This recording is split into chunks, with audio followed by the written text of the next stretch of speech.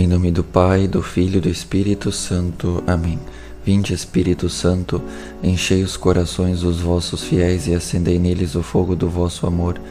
Enviai, Senhor, o vosso Espírito, e tudo será criado, e renovareis a face da terra. Oremos.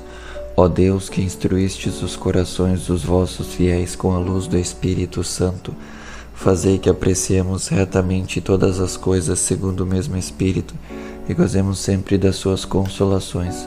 Pelo mesmo Cristo, Senhor nosso. Amém. Nossa Senhora Auxiliadora, rogai por nós. Então, irmãos, continuando o estudo bíblico, hoje nós iremos estudar o capítulo 38 do livro do Gênesis. Da mesma maneira que nos capítulos 10 e 11 ocorreu como que uma pausa, no caso, se estava contando a história de Noé e apareceu a história da Torre de Babel e depois continuou a história de Noé. Aqui também, nós vimos no estudo passado, de como José, por ciúmes dos seus irmãos, ele foi vendido aos madianitas. E no caso, os irmãos de José falaram para o seu pai Jacó que José havia morrido, E Jacó chorou de tristeza. Então agora nós vamos ver um episódio entre Judá e Tamar. E relembrando que Judá é aquele que quis como que salvar a vida de José, falando para venderem, ele que sugeriu que José fosse vendido para os madianitas porque os irmãos dele queriam matá-lo, a não ser Rúben, que sugeriu que ele fosse jogado no poço com a intenção de buscá-lo mais tarde. Certo, então continuando, Gênesis capítulo 38, versículo 1. Naquele tempo, Judá, apartando-se dos seus irmãos, foi para a casa de um homem de Odolão, chamado Ira. Judá viu ali a filha de um cananeu, de nome Sué, e desposou-a, unindo-se a ela. Ela concebeu e deu à luz um filho, a qual chamou Er. Concebeu novamente e deu ao mundo um filho, e deu-lhe o nome de Onã. E teve ainda um filho que chamou Sela. Judá estava em Achzib na ocasião desse nascimento. Judá escolheu para Er, seu primogênito, uma mulher chamada Tamar. Er, porém, o primogênito de Judá, era mau aos olhos do Senhor, e o Senhor o feriu de morte. Então Judá disse a Onã: Vai, toma a mulher de teu irmão, cumpre teu dever de levirato e suscita uma posteridade a teu irmão. Então, irmãos, somente recordando que a lei do levirato está presente no livro do Deuteronômio, capítulo 25, do versículo 5 ao 10, ela prescrevia ao irmão de um homem morto sem filhos desposar sua cunhada. O primeiro filho nascido de tal união era considerado como filho do defunto. E há um episódio disso, em que os saduceus, que não acreditam na ressurreição, desafiaram Jesus, mesmo não acreditando, eles colocaram uma situação hipotética para tentar fazer com que Jesus falasse algo errado, mas Jesus falou perfeitamente, como sempre. Essa passagem está em São Mateus, capítulo 22, versículo 23 ao 33. Então, continuando, Gênesis 38, versículo 9. Mas Onã, que sabia que essa posteridade não seria dele, maculava-se por terra cada vez que se unia à mulher do seu irmão, para não dar a ele posteridade. Então, irmãos, novamente pausando para fazer uma observação, esse trecho falava que Onã, no momento em que ele ia fecundar Tamar, no caso, ele não fecundava, Então aqui tem uma gama de práticas que não agradam a Deus e que muitas vezes a sociedade diz que sim, até o colégio muitas vezes é incentivado, mas isso realmente entristece muito o coração de Deus, que é a masturbação e o coito interrompido. No caso, nós iremos ver logo no versículo 10 que isso desagrada a Deus e o que Deus fez com Onã. Inclusive tem um vídeo aqui no canal do livro Nação Dopamina, e no primeiro capítulo diz isso de uma pessoa que era viciada na masturbação, aquilo ela viu que não tinha mais sentido, mas ela não conseguia parar, e ela chegou ao ponto de querer se tirar a vida, né? Então é um prazer muito superficial que não agrada a Deus. Deus fez a prática sexual, quando feita da vontade de Deus no casamento, né, para gerar posteridade, agrada a Deus. Mas atos que são para prazeres próprios, né, masturbação, coito interrompido e uso de métodos contraceptivos, camisinha, pílula, dispositivo intrauterino, tudo isso desagrada muito a Deus, né? Isso é um tema amplo que a Igreja Católica, com a graça de Deus, se mantém firme há muito tempo, enquanto muitos outros já liberaram e dizem que é normal, né? E com isso, infelizmente, muitos abortos são cometidos todos os dias. Então, irmãos, perseveremos firmes na vontade de Deus. Então, irmãos, para verem o que o Catecismo da Igreja Católica diz sobre a masturbação, vamos ler o parágrafo 2352. Por masturbação, entende-se a excitação voluntária dos órgãos genitais para daí retirar um prazer venéreo. Na linha de uma tradição constante, tanto o magistério da Igreja como o sentido moral dos fiéis têm afirmado sem hesitação que a masturbação é um ato intrínseco e gravemente desordenado. Seja qual for o motivo, o uso deliberado da faculdade sexual fora das normais relações conjugais contradiz a finalidade da mesma.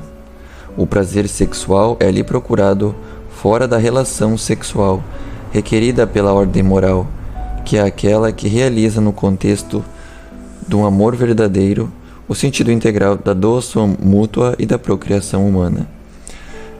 Então, irmãos, veem como a masturbação desagrada ao nosso Senhor. E também vamos ler o Código de Direito Canônico. No cânon 1061, artigo 1, diz assim: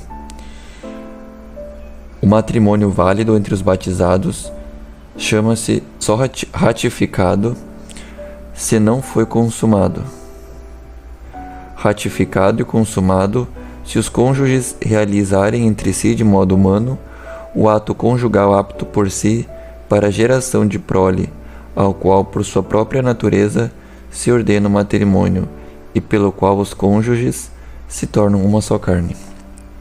Então, tanto na questão de que o matrimônio só é consumado com a relação sexual do homem e da mulher, no trecho que nós vimos, Onã, no momento em que ele ia fecundar Tamar, ele colocava o sêmen por terra. Isso é o coito interrompido, né? Então, irmãos, nós vimos, e também o nosso coração, né, como filhos de Deus, ele nos diz o que é errado. E nós sabemos, muitas vezes nós não queremos escutar.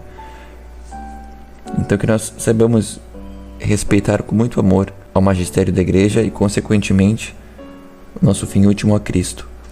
Respeitando, procurando seguir a vontade de Jesus, mostra que nós queremos, acima dos nossos prazeres, fazer a vontade de nosso Senhor. Continuando no versículo 10. Seu comportamento desagradou ao Senhor, que o feriu de morte também. E Judá disse a Tamar, sua nora: conserva-te viúva em casa de teu pai, até que meu filho Sela se torne adulto. Não é bom, pensava ele consigo, que também ele morra como seus irmãos. E Tamar voltou a habitar na casa paterna. Muito tempo depois, morreu a filha de Sué, mulher de Judá. Passado o luto, subiu Judá a Tâmna para a tosquia de suas ovelhas, com seu amigo Ira, o Odolamita, e foi notificado a Tamar: eis que o teu sogro sobe a Tâmna para a tosquia de suas ovelhas. Depôs ela então os seus vestidos de viúva, cobriu-se de um véu e, assim disfarçada, assentou-se à entrada de Enaim, que se encontra no caminho de Tâmna, pois via que Sela tinha crescido e não lhe a tinham dado por mulher. Judá, vendo-a, julgou tratar-se de uma prostituta, porque tinha o rosto coberto. E, chegando-se a ela no caminho, disse: queres juntar-te comigo? Ignorava ele que se tratava de sua nora. Ela respondeu: O que me darás para juntar-me contigo? Mandar-te-ei um cabrito do meu rebanho. Está bem, mas dá-me então um penhor até que o tenhas enviado. Que penhor queres que eu te dê? Teu anel, teu cordão e o bastão que tens na mão. Ele os entregou. Em seguida aproximou-se dela e ela concebeu. E levantando-se, partiu, tirou o seu véu e retomou seus vestidos de viúva. E Judá mandou-lhe o cabrito por seu amigo, o Odolamita, para retirar o penhor das mãos daquela mulher. Mas ele, não a encontrando, perguntou aos habitantes do lugar: Onde está aquela prostituta que estava em Enaim, à beira do caminho? Responderam-lhe: Não há prostituta nesse lugar. Ele voltou para junto de Judá. Não a encontrei, disse ele, e os moradores daquele lugar disseram-me que não havia nenhuma prostituta ali. Guarde ela o meu penhor, respondeu Judá. Não nos tornemos ridículos. Eu mandei o cabrito, tu, porém, não a encontraste. Mais ou menos 3 meses depois, vieram dizer a Judá: Tamar, tua nora, conduziu-se mal. Vê-se que está grávida. Judá respondeu: Tirai-a para fora, que ela seja queimada. E, enquanto era conduzida, ela mandou dizer ao seu sogro: Concebi do homem a quem pertence isto. Examine bem, ajuntou ela, de quem são este anel, este cordão e este bastão. Judá, reconhecendo-os, exclamou: Ela é mais justa do que eu, pois que não a dei ao meu filho Sela, e não a conheceu mais. E, na ocasião de dar à luz, eis que ela trazia 2 gêmeos no seu ventre. No parto, saindo uma mão, a parteira tomou-a e atou nela um fio vermelho, dizendo: Este é o que saiu primeiro. Mas como ele retirasse a mão, saiu seu irmão. Que brecha fizeste? Exclamou a parteira. Que a brecha esteja sobre ti. E chamou-se-lhe Farés. Em seguida veio seu irmão com um fio vermelho atado na mão. Deu-se-lhe o nome de Zara. Então, irmãos, aqui uma árvore genealógica da Wikipédia que mostra Judá, com a filha de Sué, teve 3 filhos: Onã e Sela. O era o primogênito, ele fazia atitudes que desagradavam a Deus, então Deus o feriu de morte. Judá deu Tamar a Onã. Onã maculava-se por terra. O coito interrompido. Deus também feriu de morte a Onã. Judá disse a Tamar que ela iria se juntar com Sela, mas primeiro ele haveria de crescer. Isso não aconteceu, então Tamar se colocou à beira do caminho e se juntou com Judá. E eles tiveram 2 filhos, Farés, que significa brecha, e Zara, que significa brilho. Uma questão interessante, essa aqui é uma explicação que está na Wikipédia, porque, por exemplo, no versículo 2 diz assim: Judá viu ali a filha de um cananeu, de nome Sué. Então, esse versículo ele pode ser ambíguo, porque o Sué é o nome da filha do cananeu ou do cananeu, né? Então, aqui nessa explicação diz assim, na versão King James, em Gênesis capítulo 38, versículo 2 se lê: E Judá viu a filha de um certo cananeu, cujo nome era Sué, né? Que essa versão do King James Version, essa passagem é muito parecida com a que eu estou lendo, né? Que é a edição Ave Maria. E diz assim, isso é ambíguo, pois de quem o nome Sué? O cananeu ou a sua filha? Isso levou alguns a dizer que Sué foi a esposa de Judá, e que diz que Sué em grego é Sava, né? Traduzindo Sava. E a Septuaginta, que é uma versão das Sagradas Escrituras, é explícita que Sava é a filha do cananeu e a esposa de Judá. E nesse parágrafo diz assim: a referência à esposa de Judá em Gênesis 38:12 refere como a filha de Sué, né? Então nós podemos ver aqui na minha Bíblia, versículo 12 diz assim: muito tempo depois morreu a filha de Sué, mulher de Judá. Certo, irmãos? Então é uma questão que está presente de acordo com a tradução. Certo, irmãos? Espero que tenham aproveitado o estudo de hoje. Um grande abraço a todos e fiquem com Deus. Em nome do Pai, do Filho e do Espírito Santo. Amém. Jesus, eu confio em vós.